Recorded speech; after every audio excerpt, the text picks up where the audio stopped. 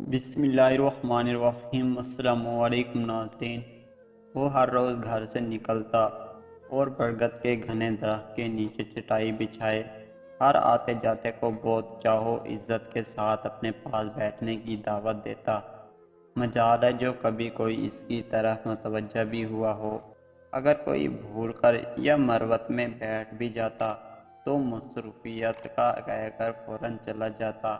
اسے اکثر یہ جملہ سننے کو ملتا، عجیب پاگل آدمی ہے، بھلا زندگی بھی کسی سے سیکھی جا سکتی ہے۔ اتنا ہی سیانہ ہوتا تو سارا دن یہاں بیٹھا خوار نہ ہوتا۔ اسے یہ رویہ بہت اذیت دیتا، مگر وہ بھی اپنی دھن کا پکا تھا۔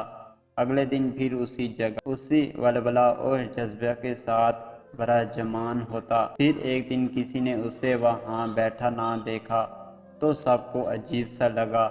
چہ منگوائیاں ہونے لگے کہ نہ جانے کہاں چلا گیا ہے۔ 2-3 ماہ تک جب وہ نظر نہ آیا تو سب بھول سے گئے کہ برگد کے نیچے کوئی بیٹھا بھی کرتا تھا۔ ایک دن اچانک کہیں سے کوئی ملنگ قسم کا بندہ اسی جگہ آ کر بیٹھ گیا۔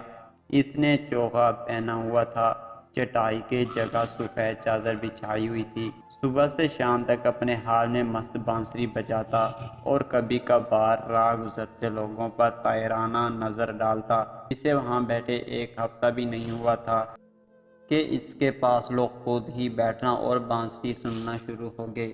ہر گزرتے دن کے ساتھ رونق بڑھنے لگی۔ لگ بھگ 1 ماہ بعد برگد کے گھنے درخت تلے بیٹھنے والوں کے لیے جگہ کم پڑنے لگی۔ وہ بدستور اپنے حال میں مست، سب سے بے نیاز ہو کر اپنی دھن میں بانسری بجاتا رہتا۔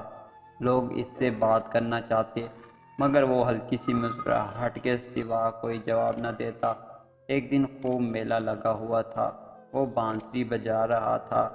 اچانک اس نے بانسری بجانا بند کر دی، چوغا اتار کر رکھ دیا، سب کو اپنی طرف متوجہ کر کے بولا، میں آپ سب سے آج معافی مانگنا چاہتا ہوں۔ سارا مجمع ہم تن گوش ہو گیا۔ سب کے منہ حیرت سے کھلے ہوئے تھے کہ کسی سے بات نہ کرنے والا ملنگ آج ان سے معافی کس بات کی مانگنے لگا ہے۔ اس نے اپنی بات جاری رکھی، میں کوئی ملنگ یا بانسری بجانے والا نہیں ہوں، میں تو آپ کو زندگی سکھانے کی چاہ میں اپنی عمر بتا دینے والا آپ ہی کا بھائی ہوں۔